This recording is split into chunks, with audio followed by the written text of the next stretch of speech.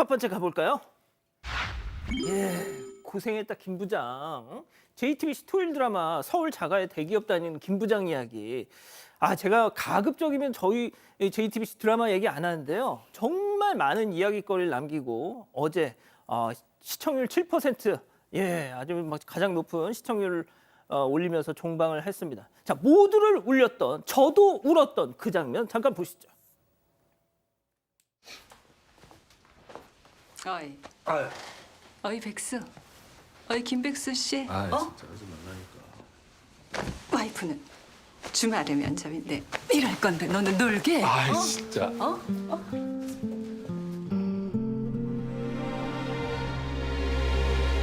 고생했다, 김 부장. 미안해.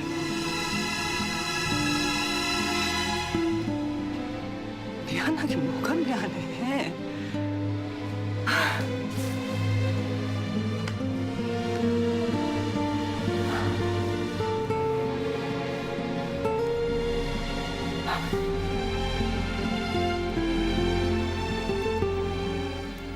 저게 아마 이제 희망퇴직을 하고 나서 집에 퇴근해서 그 장면인데 극중 김 부장은 72년생. 저도 이제 몇 년 안 남은 터라. 이게 막 감정이 하은이 넌 모를 거야. 네, 저 스스로에 대해서는 아직 잘 깊은 공감까지는 아니었지만 이제 아빠나 아니면 시아버지 생각이 많이 나긴 하더라고요. 정말 많은 분들이 깊이 공감을 하면서 봐주신 드라마죠. JTBC 토요일 드라마 서울 자가의 대기업 다니는 김 부장 이야기.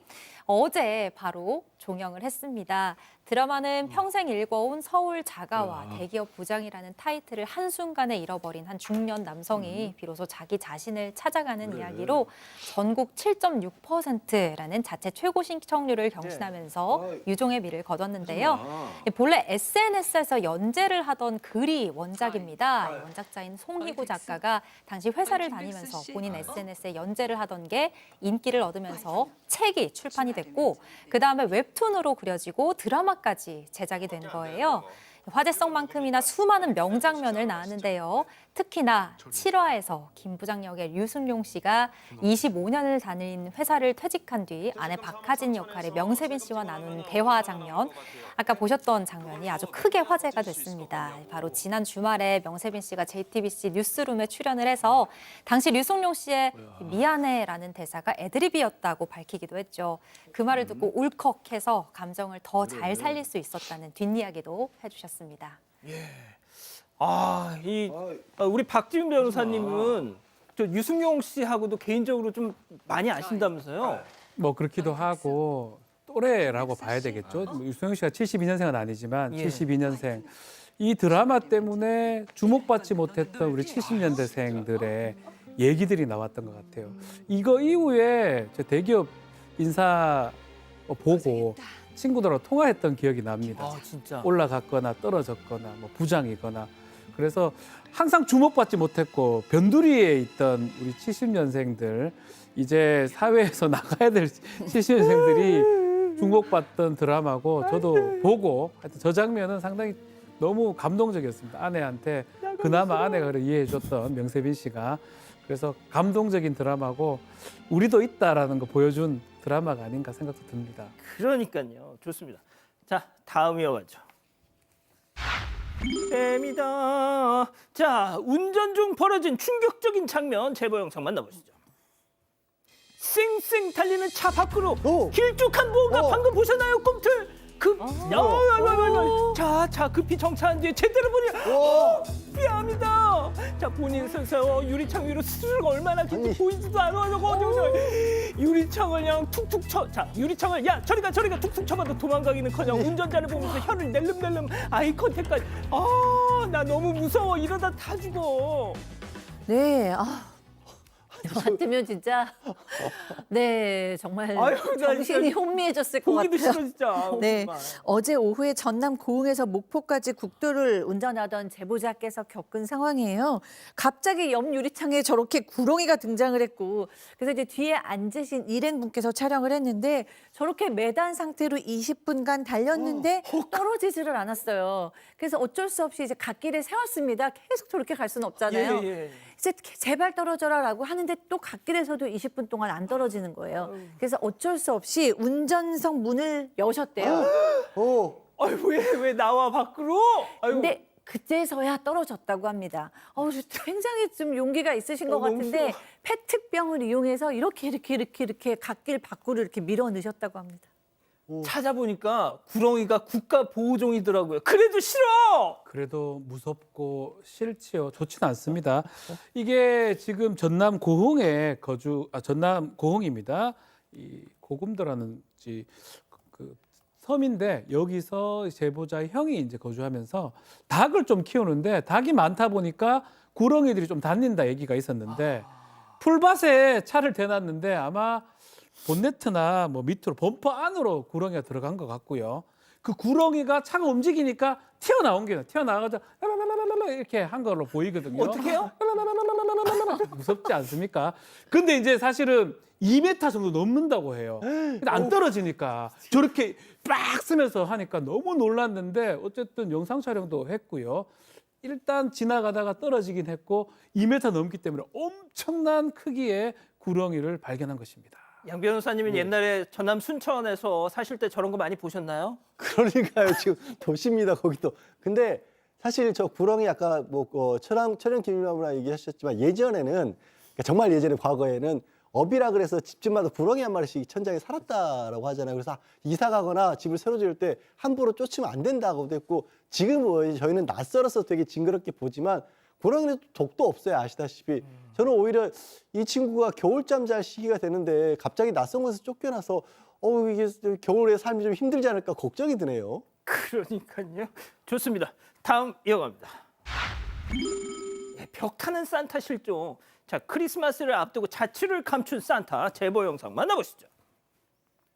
자, 한밤중 걸어오는 남성 등에 뭔가 가방을 맨 거를 내려놓더니 말이죠. 자, 잘 보세요. 또 다른 가방을 또 이렇게 꺼내 들고 가게 쪽으로 지금 뚜벅뚜벅 걸어오죠.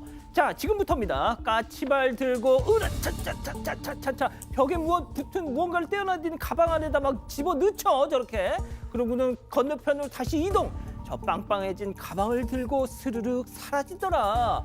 혹시 방금 가방에 넣은 게 산타? 정확합니다. 네, 광주광역시에서 3년째 카페를 운영하는 제보자가 제보를 해주셨는데요. 자, 지난달 2일에 연말을 맞이해서 작년에 사둔 산타 인형을 카페 앞에 내달아 놓으셨대요. 저거. 네, 저렇게 벽에 매달려 있는 산타 인형인데요. 그런데 지난달 19일에 직원들 단체 채팅방에 이 산타가 사라졌다는 글과 사진이 올라온 겁니다. 자, 제보자, 술 취한 사람이 가져갔나? 아이들이 장난으로 가져갔나? 아니면 전날 불었던 비바람에 산타가 스스로 날아간 건가? 정말 여러 가지 생각이 들었다고 해요. 이유가 뭘까 궁금해하면서 CCTV를 확인해 봤는데요.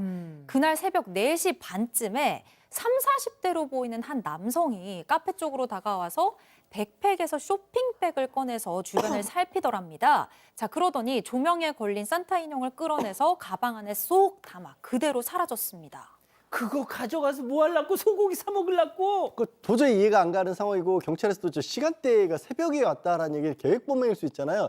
아닌 게 아니라 CCTV를 돌려봤더니 그 전날도 이 인형을 매만지는 모습이 찍혀 있었다라고 합니다. 진짜. 근데 문제는 그래요. 사장님도 이걸 도대체 만지네, 지금 만지네. 예. 아니 저렇게 보고 갔던 거예요. 근데 사장님 말씀이 이게 그렇게 비싼 것도 아닌데 이걸 왜 가져가는지 모르겠다라는 거고 혹시나 싶어서 중고거래 사이트에 내놓는 거 아닌가 열심히 보고 계시다는 거예요.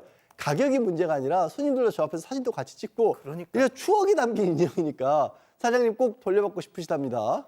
예, 좋습니다. 예, 바로 저거. 예, 다음 이어가죠.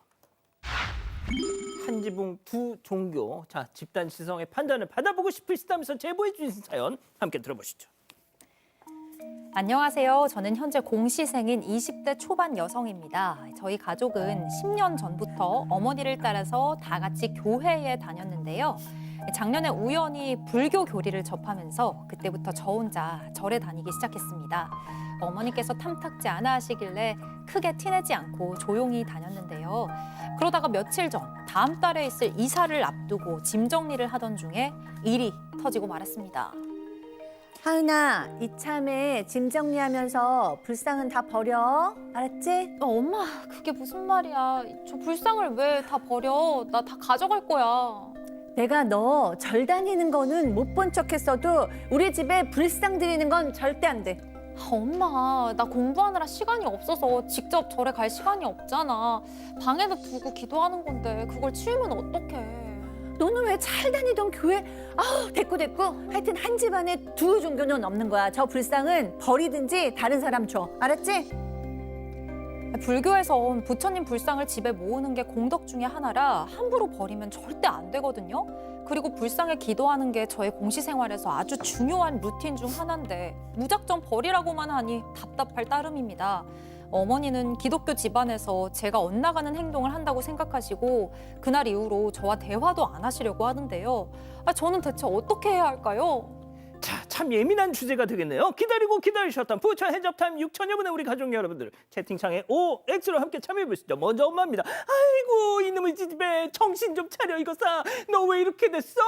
주님만 섬기는 우리 집에 어디 불상을 들여나 불상을 치우든지 아니면 널 치우든지 동그라미.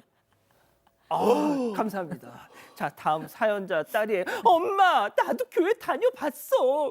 근데 절에 가면 뭔가 마음이 편해진다니까. 아니, 내가 그렇다는데 왜 엄마가 난리야. 엄마는 주님 잘 섬기셔. 난 부처님 모실게, X. 자, 양 변호사님. 할 말이 정말 많지만 자제를 하고요. 이 얘기로 좀 대신할게요. 그 다른 나라 사람들이 굉장히 대한민국에 대해서 신기해하는 것 중에 하나가 의외로 종교가 굉장히 많다라는 거예요. 그렇게 많은 다채로운 종교가 있는데 그것 때문에 사회적 갈등이 크게 없는 게 굉장히 신기하다고 하거든요. 어머님, 대한민국을 안정시켜 주십시오. 제발. 박 변호사님. 뭐 종교보다는 저는 좀 공시생이잖아요. 본인한테 이게 징크스, 뭐 좋은 의미의 징크스가 될 수 있다고 본인이 얘기를 하는데 굳이 이것을 막을 이유가 사실 있을까 싶습니다. 이 딸 입장에서 이거 있어야지 공부 잘한다는데 굳이 불상 버리라고 하는 게 과연 맞는지, 뭐 교리가 뭐 있으니까 충분히 이해는 하지만 그 측면에서는 오히려 해가 되지 않을까 그 생각을 해봅니다. 자, 교수님. 예. 네. 어차피 이 시간은 개인의 의견을 얘기해도 되는 거잖아요. 아유, 제가 뭐 정답을 얘기하거나 뭘 이렇게 논리적인 비장하게 걸 시작을 얘기하는 하세요? 저는 제가 만약에 저희 집에 종교가 두 개다 그럼 일단 제가 너무 괴로울 것 같아요. 그래서 여기 나오는 엄마처럼 내가 너무 괴로운데 일단은 내가 아이를 키우는 부모 입장으로서 이 아이가 그게 편하다고는 하지만 네가 성인이 돼서 네 종교를 선택해서 두 개를 불상 놓놓고 십자가 놓놓고 이러고 살 수는 있을지 모르지만 지금 제가 사는 제 집에 그렇게 불상을 갖다 놓는 건 저의 너무 생활의 안녕을 해치는 거고 너무 저를 괴롭히는 거기 때문에 저는 그 부분에 대해서 일단 안 된다고 할 수밖에 없을 것 같아요. 그런데 예를 들어서 뭐 제 자식이 자기도 죽어도 안 된다 그러면 어쩔 수 없이 그냥 그 갈등으로 가는 거겠지만 어쨌든 저는 제 행복과 안녕을 위해서 저로서는 안 된다고 얘기할 것 같습니다. 예. 자, 우리 가족 여러분들은요? 우리 가족 여러분들은 종교 자체가 믿음이고 구원이고 사랑입니다. 믿음이 제일 중요합니다라고 바른 사람님께서 말씀해 주셨고 그냥 또 타 종교도 서로 존중해 주자는 분들이 많으신데 나누리님께서는 집안의 질서를 따라야 화목한 것 같아서 종교가 통합되면 더 좋을 것 같다는 말씀도 해주셨습니다. 그렇군요. 기다리고 있습니다. 사건 반장에 제보해 주십시오.